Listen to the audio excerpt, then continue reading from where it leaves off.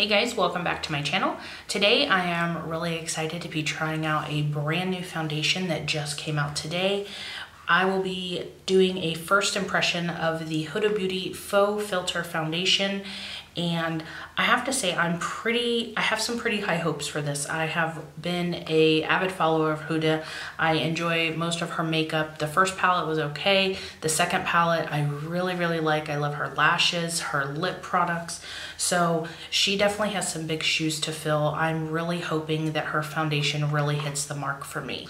The foundation is a pretty good size at 1.18 fluid ounces, which if we're comparing to like my LA Girl foundation, this is 0.95 fluid ounces, so you definitely get more with this, of course, for a much bigger price tag. My Too Faced Born This Way foundation is 1.0 fluid ounces, so you can see that you do get a little bit more product in here. The shade range that she came out with is 30 different shades, and I think that that's a pretty good start for a foundation. I know that everybody's hung up on Fenty Beauty right now, and Fenty came out with this many, but you know, I still think that 30 is a pretty decent amount to come out with. When I was swatching today in the store, there were just so many shades. It's almost overwhelming.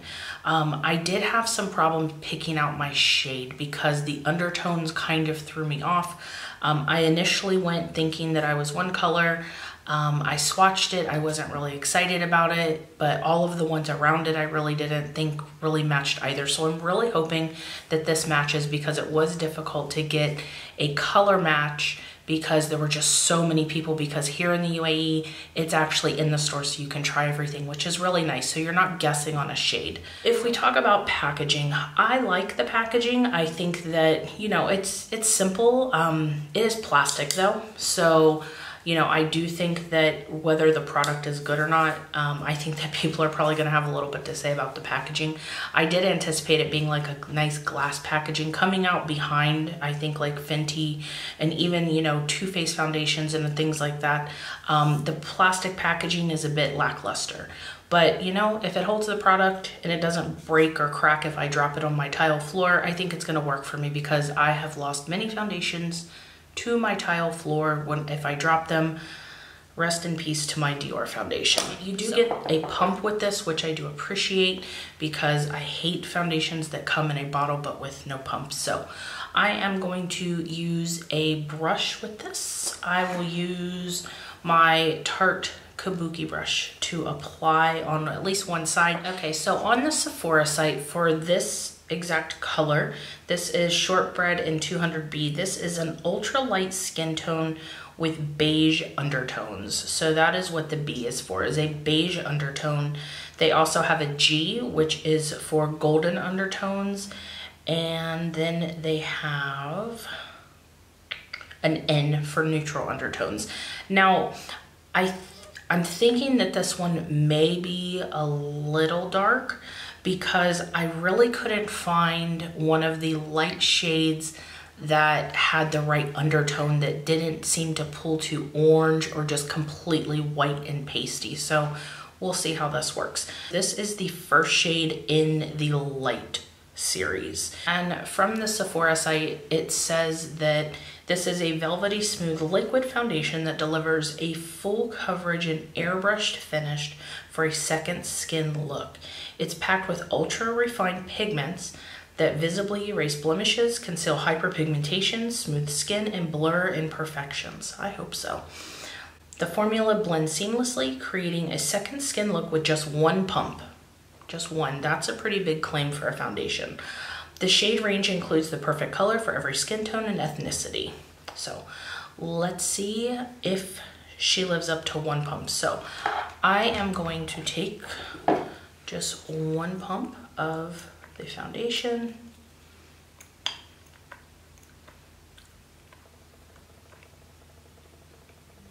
Okay, and that is one pump. That doesn't seem like a whole lot, but we're gonna try it. My skin is already prepped.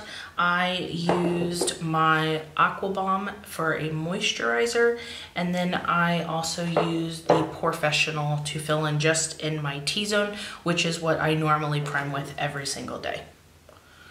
And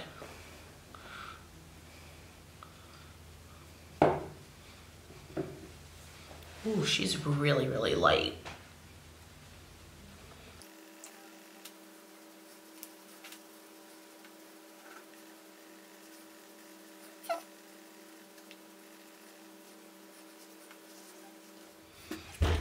Okay, so I definitely think that the color is a bit too light for me. I'm interested to see what it kind of turns.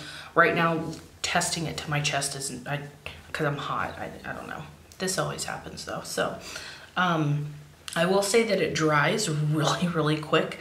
So it's best to only work on one side of your face at a time and not kind of dot it all over. I think that that would definitely be a problem. But I will say that the finish is actually really, really pretty. It does look like a filter. Let me look, let me see. Let me zoom you in just a little bit. So if you can see, like right here, it does look a little like it didn't really catch. And that's where I have primer. Like I don't have primer anywhere over here on my face, but right here where I have primer, I'm not too excited about how that looks. It looks kind of cakey. And right here, it looks a little cakey. And that just could be the brush. It could be the primer.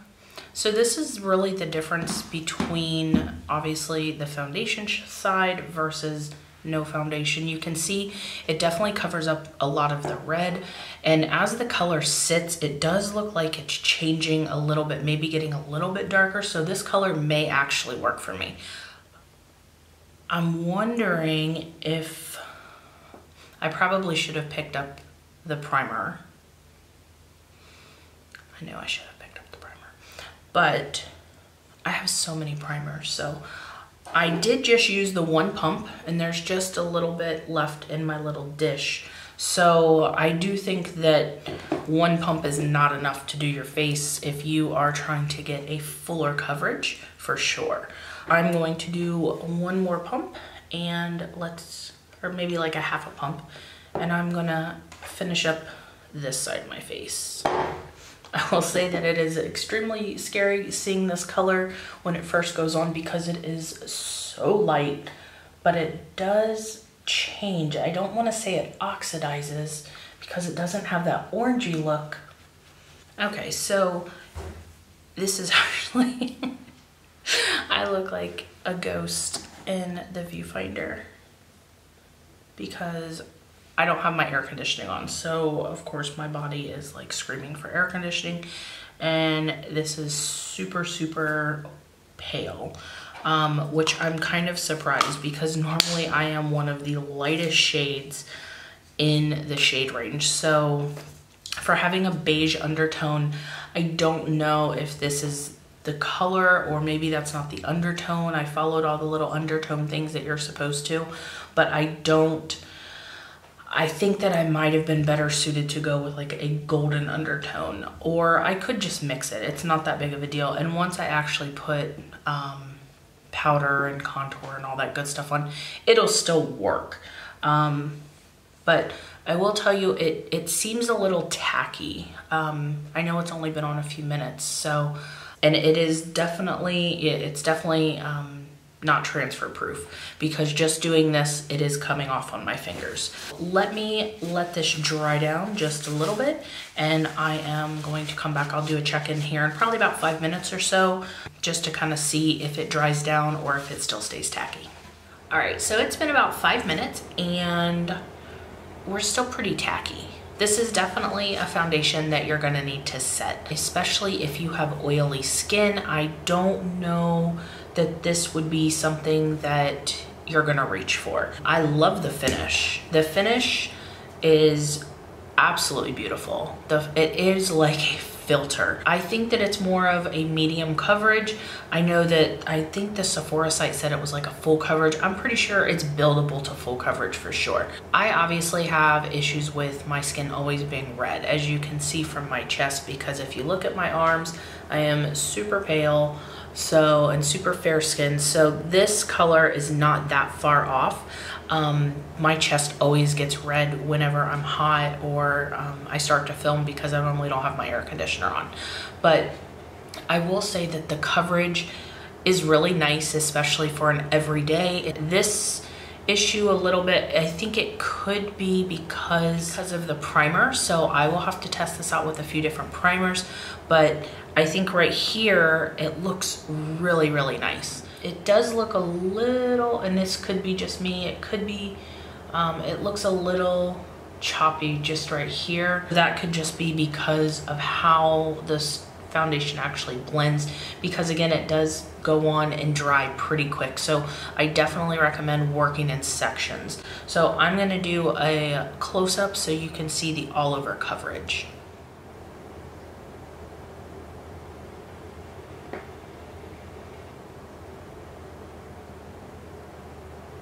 But as you can see, just doing this, you can see it is definitely not transfer proof.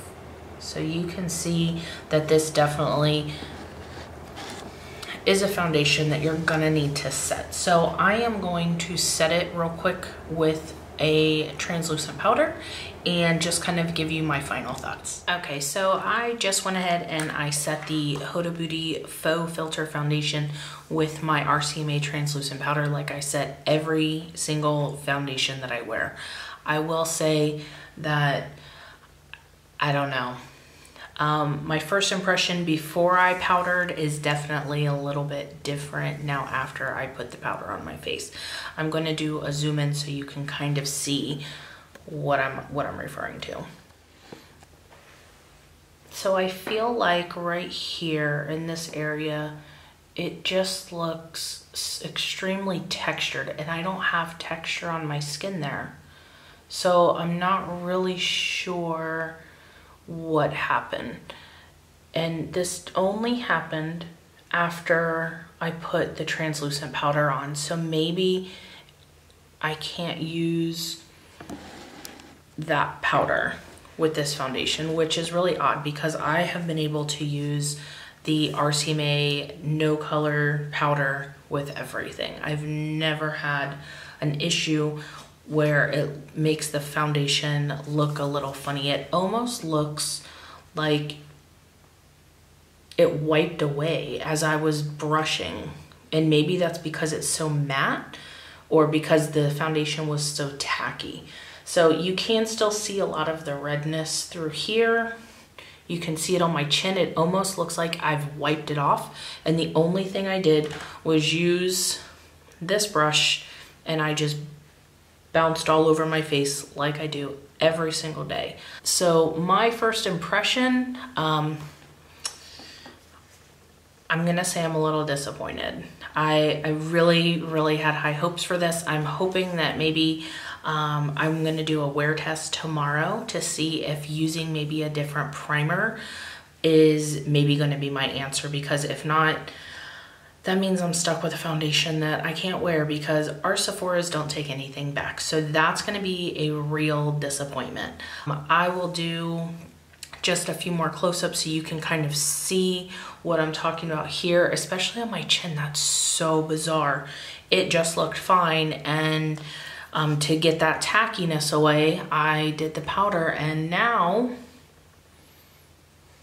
she's not cute. It looks like I've been wearing it for quite some time. So I'm hoping that tomorrow the wear test will be a little bit better. I'm going to try some different products, but this is just my first impression. So I really hope that that impression changes, because again, I really enjoy all of Huda's products. So thank you so much for watching. Please stay tuned and I will do some of the close-ups so you can see exactly what I'm talking about.